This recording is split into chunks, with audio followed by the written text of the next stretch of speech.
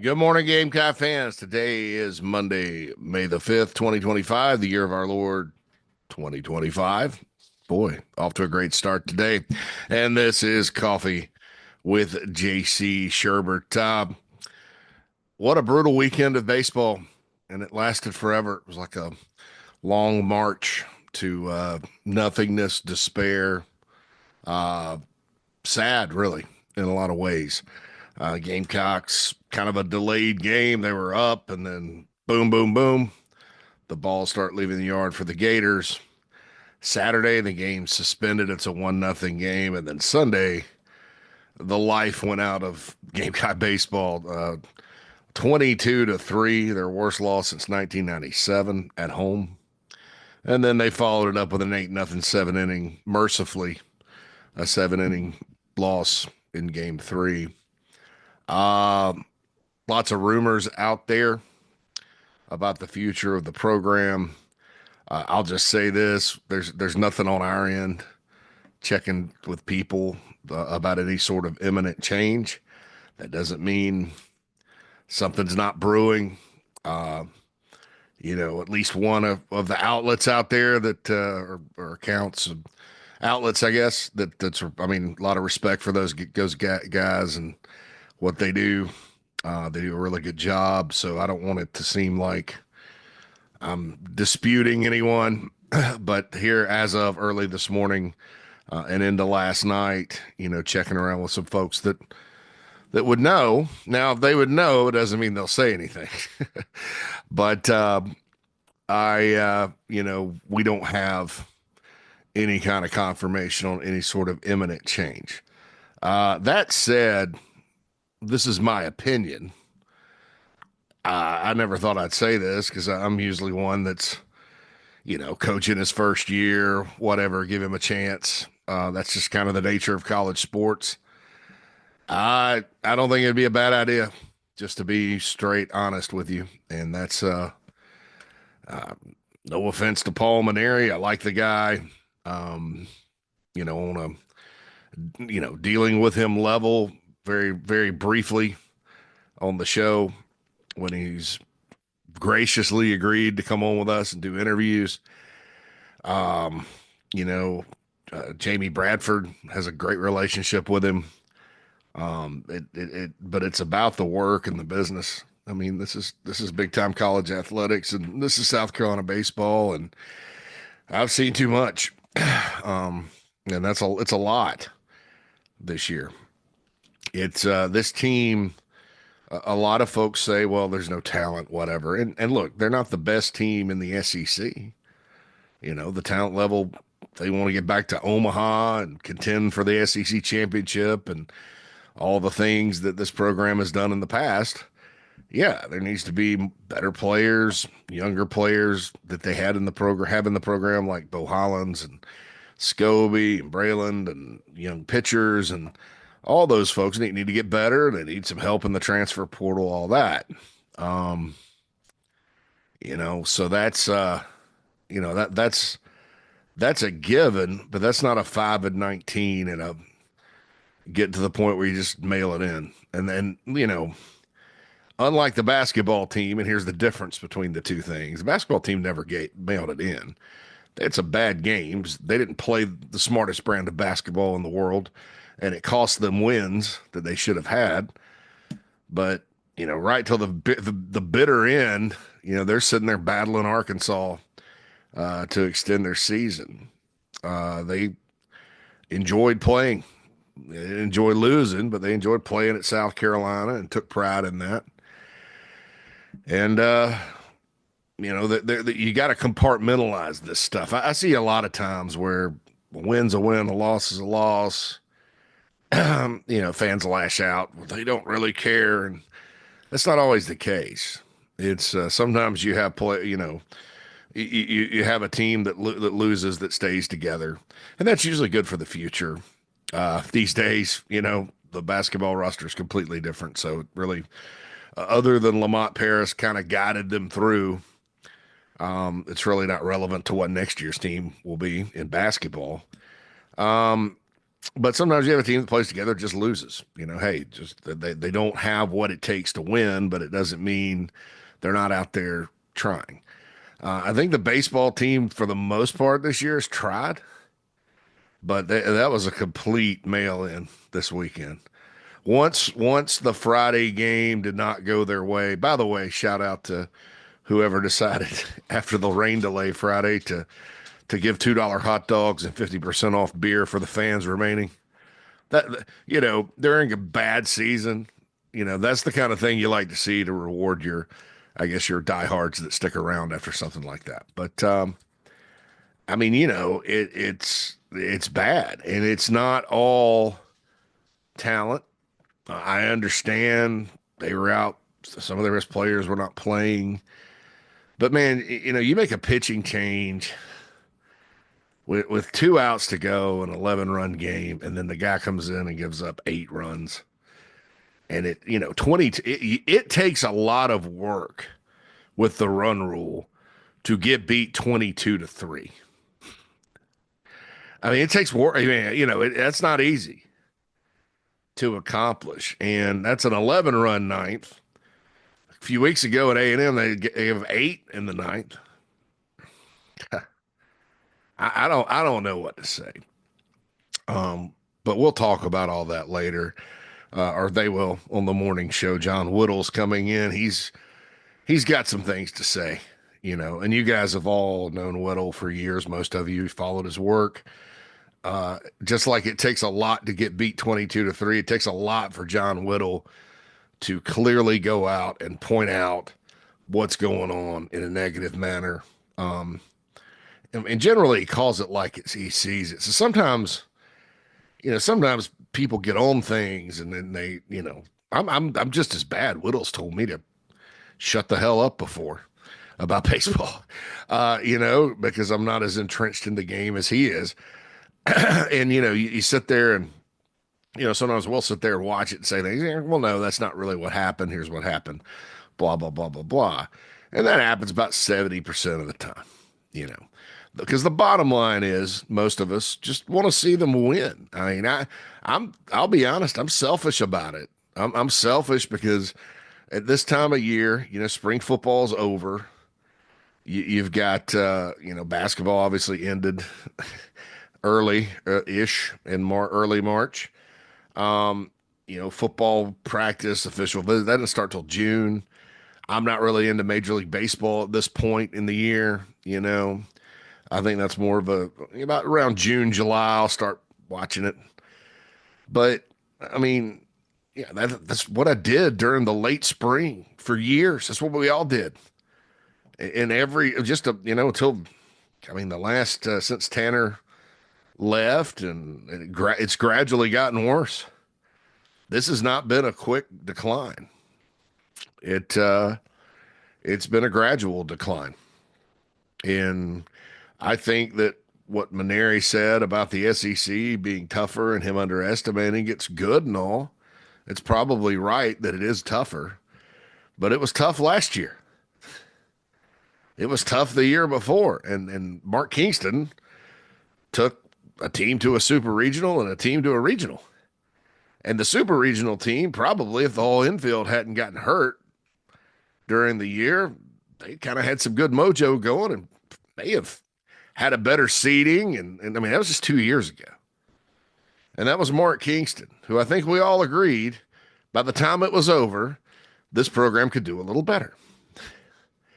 I mean, the whole narrative coming in was it's not broken. I said something on the show, like, because of, what Maneri said in his press conference. I was like, well, he's been hanging out at LSU games, watching those teams. And, so he's probably still, familiar with what the SEC is all about. I said he hadn't been sitting on his couch watching Scooby-Doo and eating Captain Crunch. Well, bring out the Captain Crunch.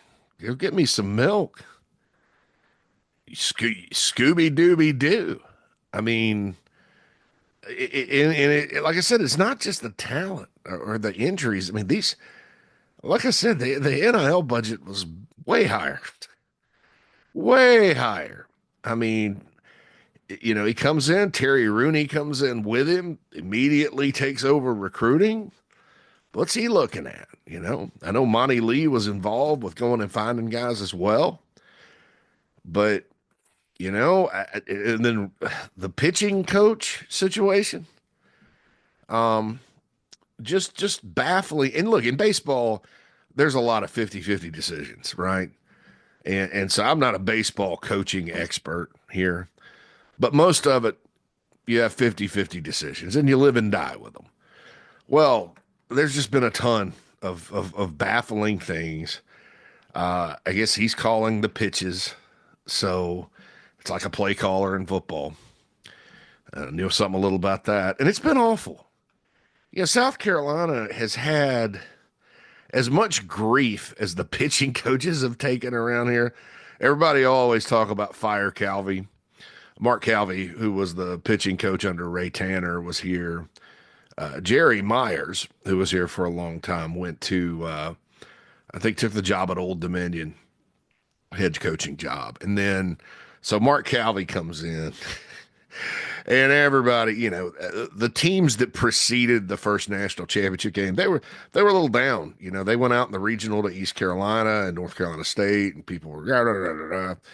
And so Fire Calvi was the banner. And then he went and won a national championship.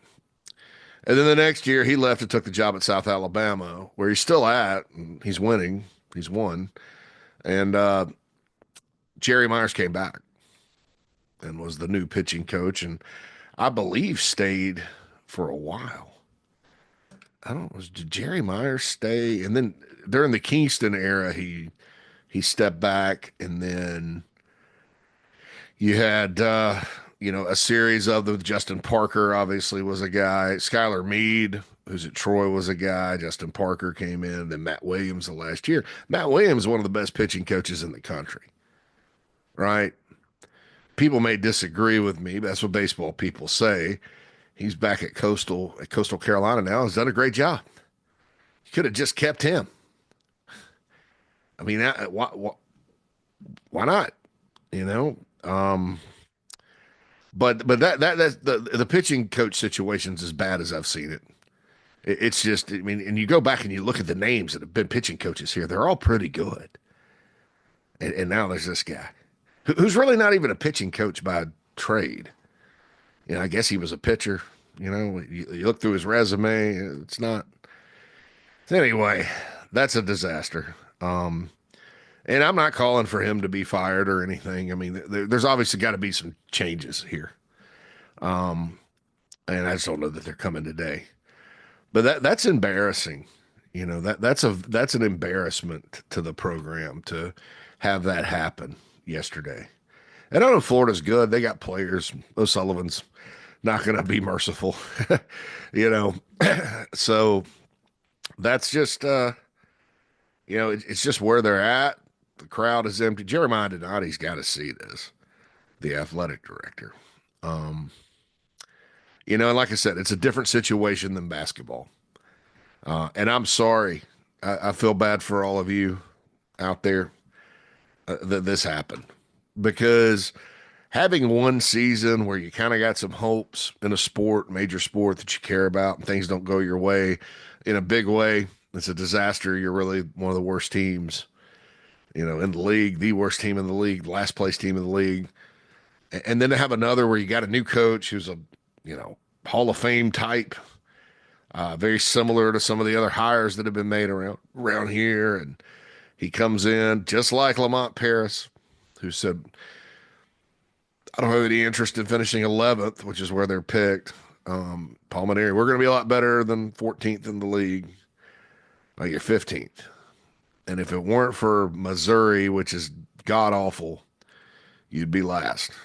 And it's a clear last too, because the other 14 are better than Carolina.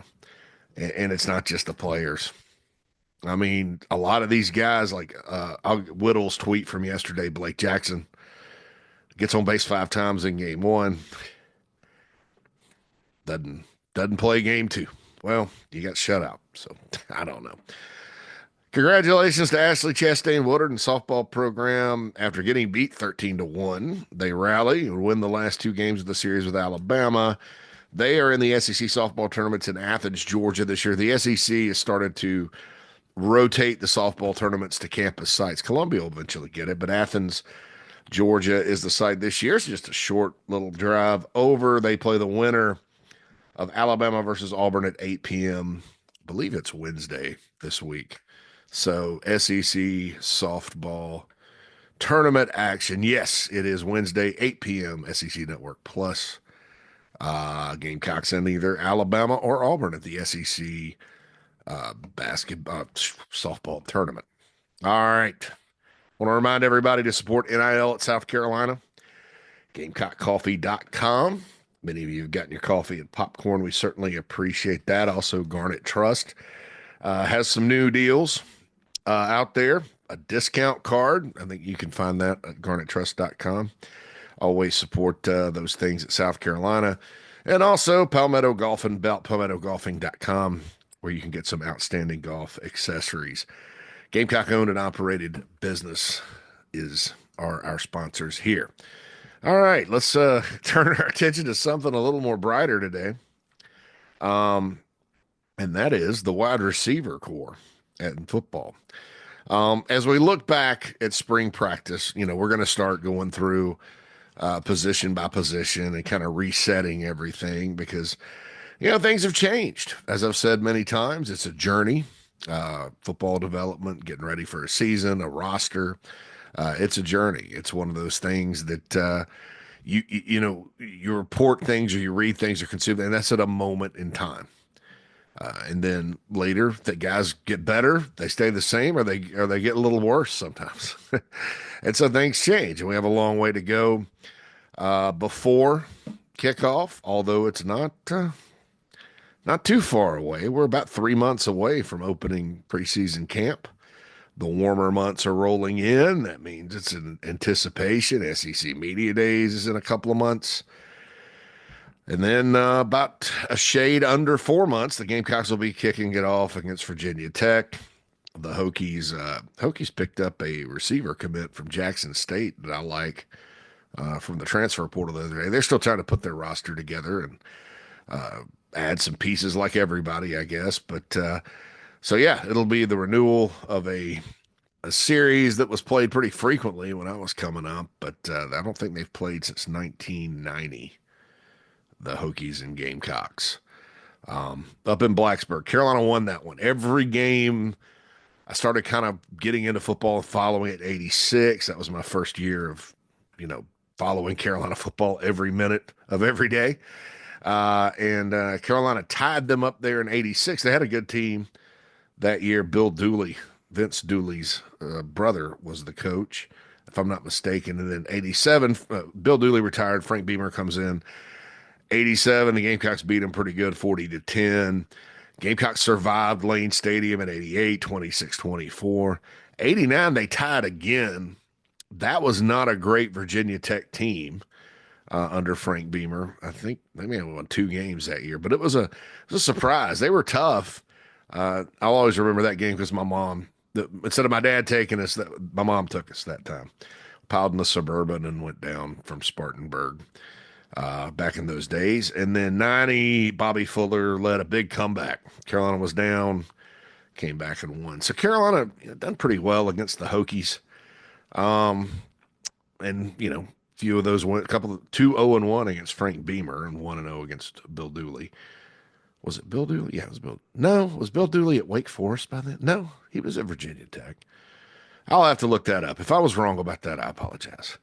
Sometimes the old brain, the recall, I think I do pretty good with that, but just want to make sure. I got to go check that. But nevertheless, it's the renewal of a series. There are games scheduled home and home in the 2030s between these two, but it's exciting. They got a great fan base. They're going to bring a lot of players, and they're kind of a mystery team.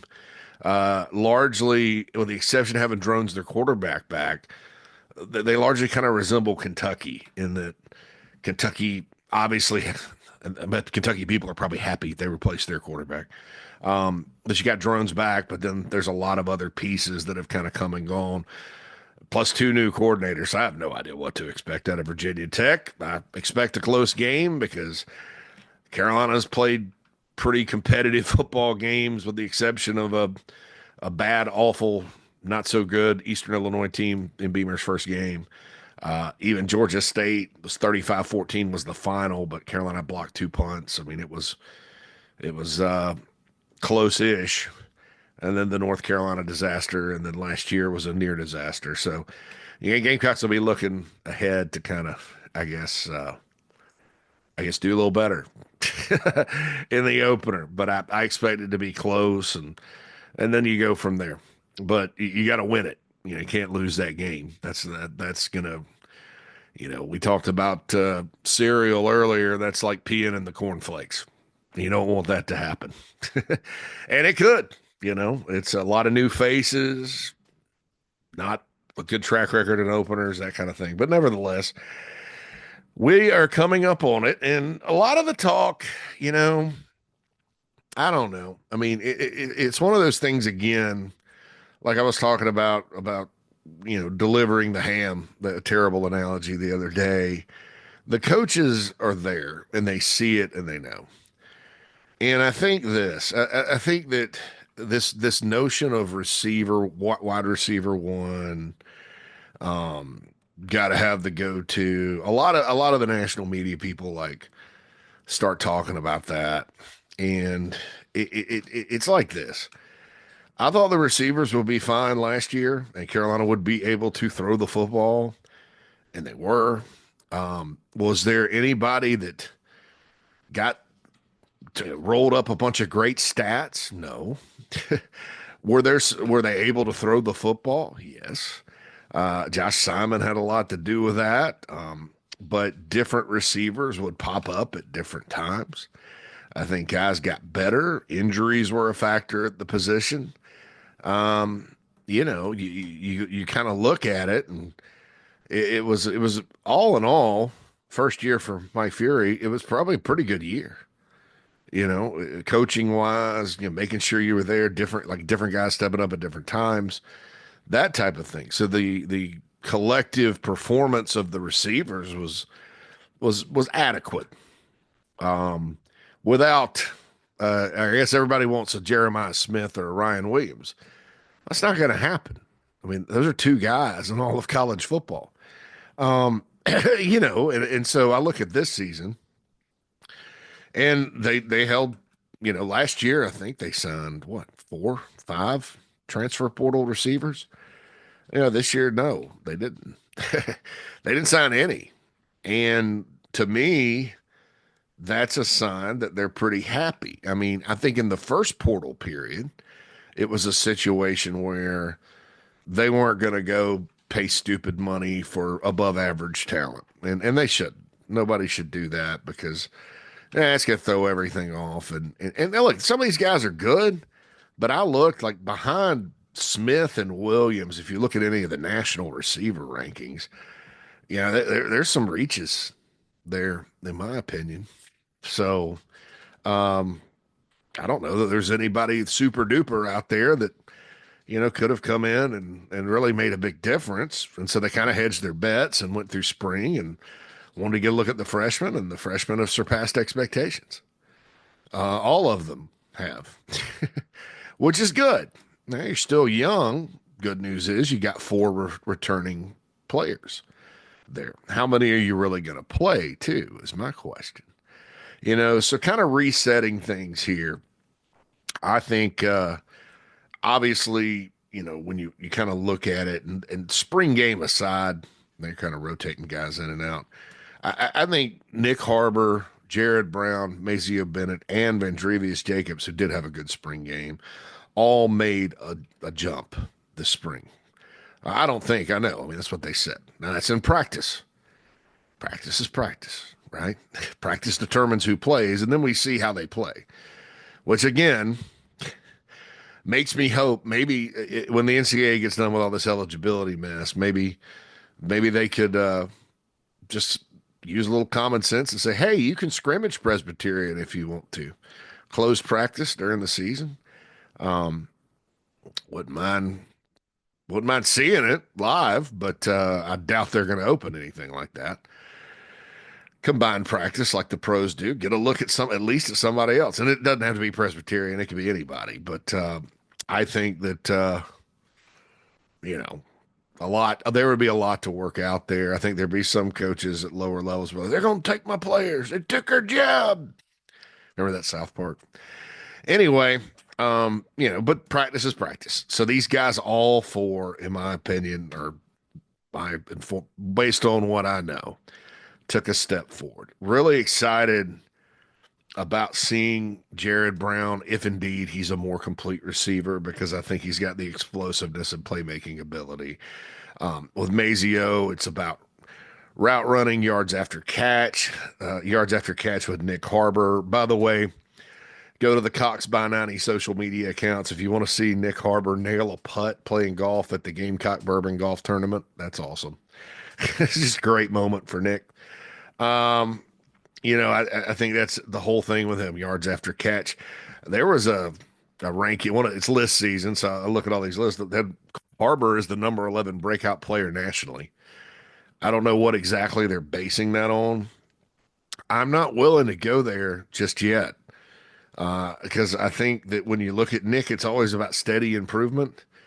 And to be one of the top 10 breakout players in the country, it would take quite a leap. Now, can he do it? Yes. And if he does put certain things together and certain things start becoming second nature to him, absolutely. I mean, he's got the physical tools. But I'm not really ready to go that far yet. 26 catches last year. If he can get to 40, great. He's already a really good possession receiver. Like I said, if he doesn't get any better between now and the time he leaves South Carolina, he's a good possession receiver. Better than a lot of the possession types that Carolina had under Steve Spurrier. I'm not going to name any names, but better than those guys, I think. So there's Nick Harbor, and everybody's waiting on that. And year 3 is a good time to break out. He spent all spring playing football, not running track. He's going to continue to work, get on the same page with Sellers. I like that. And then I thought Jacobs, to his credit in the spring game, he's a guy that, after last year ended, he had some injuries too, up and down. And by the way, his injury, he seems fine, based on what I've been told. I know he had an injury after the spring game. But, this guy, they weren't sure about him and like how good he could be and all that. It's not that he didn't do good things last year. They just weren't sure. He needed to learn the playbook a little better, that kind of thing. He was hurt. And he had a, resurgent spring, sticking to it. I've always been real high on him. Remember, as Palm Beach County Player of the Year. I love South Florida receivers. They got a little dog in them, And so I thought the spring game was really encouraging. So that's 4. Again, how many are you going to play? I think sometimes you can play too many receivers and nobody can get in a rhythm and all that. But there's 4. And so then there's the freshman. And, I look, Brian Rowe obviously was as advertised. Spring practice, spring game, all the way through. It looks like he's one of those guys. Probably needs to have a good summer in the weight room, get stronger. But speed, gosh, he's fast. But he also can jump, very athletic, good hands, good playmaker. And Malik Clark had the catch. When you look at that catch in the spring game for Malik Clark, that's exactly what you envision when you watched him in high school. A guy that can go up, great body control, good hands, can come down with it. Not the most natural pass catcher in the world, but man, from the time he was a junior in high school at Rock Hill until now, that guy's gotten a lot better. Lex Cyrus and Pup Sellers. I listened to the late night Gamecock show over the weekend. Matt Anderson pointed out that those guys probably will help in the return game. I think they can. Lex Cyrus is really fast and also can jump. And Pup Sellers is just a great football player who's also fast and a great athlete. That's Lenore's brother. Those guys just need to keep working hard and coming on. And then Donovan Murph's coming in. And from the time he signed, they've been counting on him to be in the 2 deep because he's already like 185, 190 pounds. We saw the catch he made in the Under Armour game. It's just a matter of catching up with the playbook and all that good stuff. And so I just rattled off a bunch of receivers there. And I, I like the group, and I find it hard to believe that there won't be three of these guys out of the eight I just mentioned that are really good against other teams. Maybe I'm wrong, but I like the deal. I like the way it sets up. Don't think at all there was a need to go get a portal receiver. The portal receiver that I look at with everybody getting these guys or whatever. There's two of them that come to mind. Number one is the kid from Southeast Missouri State Clemson took, because he's different than everybody else. Harbor's 6'5", but he's kind of he's not that big, tall, come down with it guy, outside boundary guy. I like that kid, and I like the kid. His name's Nolan. I think Nolan Brown, that went from A&M to Georgia. I like those two guys. Obviously, they didn't find the kid from Southeast Missouri State. And then that kid from A&M Georgia, he was going big brand all the way. Would either one have been worth breaking the bank for? No, but I like them a lot better than the $1 million slot receivers, or a guy like Jonte Cook or Micah Hudson. Those guys were highly rated dudes out of high school. Hudson goes from Texas Tech to Texas A&M, can't cut it, goes back to Texas Tech. Jonte Cook went from Texas to Syracuse, legal problems with Jonte. Or I'm sorry, Texas to Washington, can't cut it there, leaves Washington now, I think going to Syracuse. Fran Brown getting some guys. But, no. Number one, those guys haven't done anything at the college level worth take. Number two, they're kind of their agents probably going to demand a lot of money because of their name they made in high school. Again, high school, and then number three, somebody like that could throw, when somebody like that comes in and everybody knows what you've got a ballpark as far as what you're paying them, because people will put out outrageous numbers. It's going to destroy your locker room. I mean, what does that say to the freshmen that are working their asses off, that are good enough to help you, that probably will produce more than these guys? That's a gamble. And I don't think externally we realize that too much. Like guys like me, or, look, I keep it quiet, but yeah, sometimes I'll look at a player and be like, oh man, why aren't they going on this guy? I keep it to myself, but it's human nature to want the big shiny object. And, like when you go shopping, you're not really thinking about what you got at home. Moms are. Like McDonald's, you remember that Eddie Murphy? I want McDonald's. We got hamburgers at home. Anyway, I think was that Raw? That was Eddie Murphy Raw. But yeah, my mom said the same thing. Oh, we got chicken at home, all that good stuff. You know the story. So, but it's human nature. So I get it. All of you out there that wanted to recruit a whole new team in the portal. Yeah, it's exciting. I don't blame you.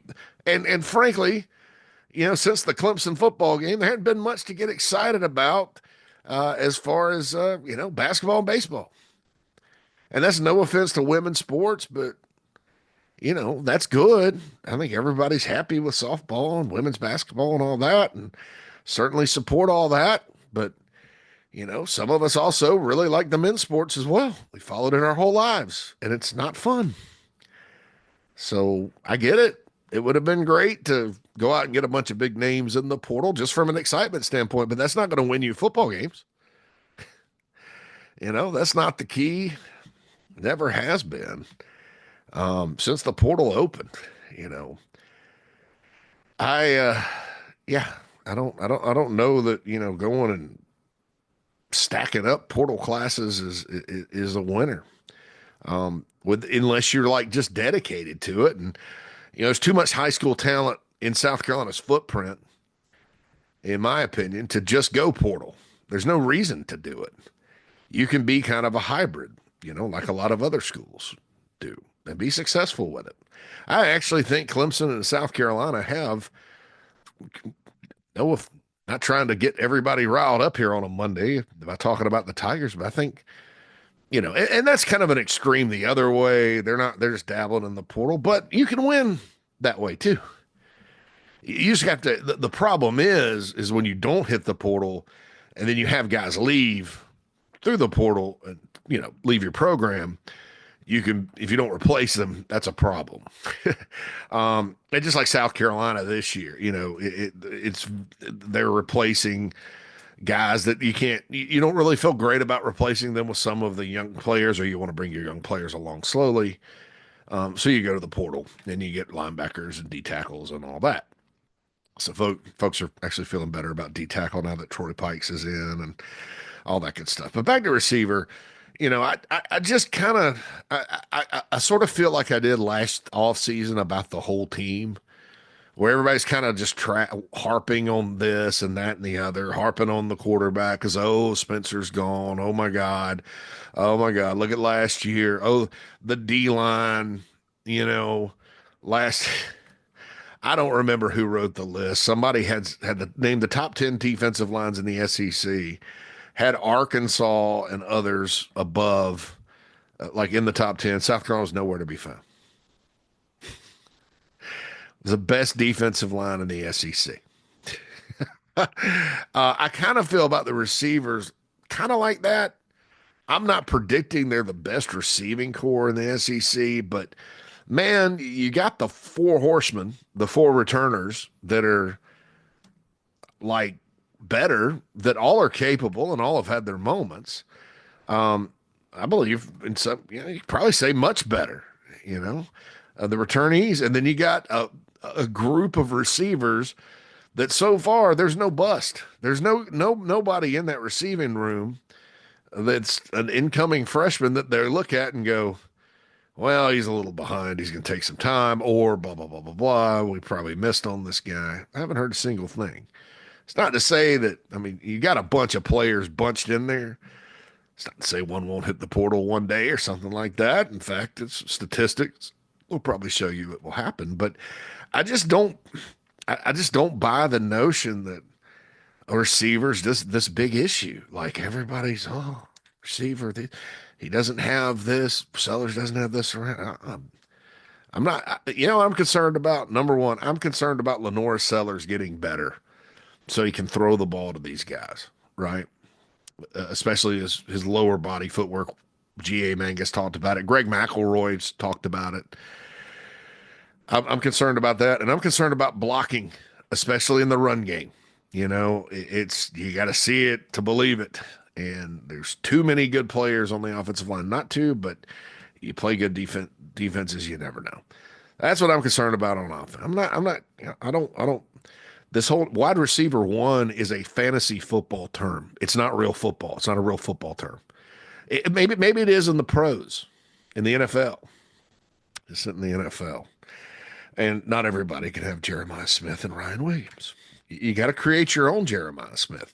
Just like at Eddie Murphy Raw, when his mom created her own hamburger, right? It may have green peppers and Wonder Bread in it, like meatloaf, but it's yours and it could be quite tasty. All right, another bad analogy. This has been Coffee with JC Shurburtt, a wide receiver and baseball talk here on a Monday. Don't forget the morning show is coming up at 10. Mike Morgan is in. John Whittle is in. Can't wait to hear his segment today after the disaster on the baseball diamond this weekend and rumors floating around. And then I'll be in with Mad Dog from 12 to 2 on Chief Sports South Carolina. Always catch me on thebigspur.com 24 hours a day for the most part. Anyway, Coffee with JC Shurburtt. I'm out. Holla at you soon.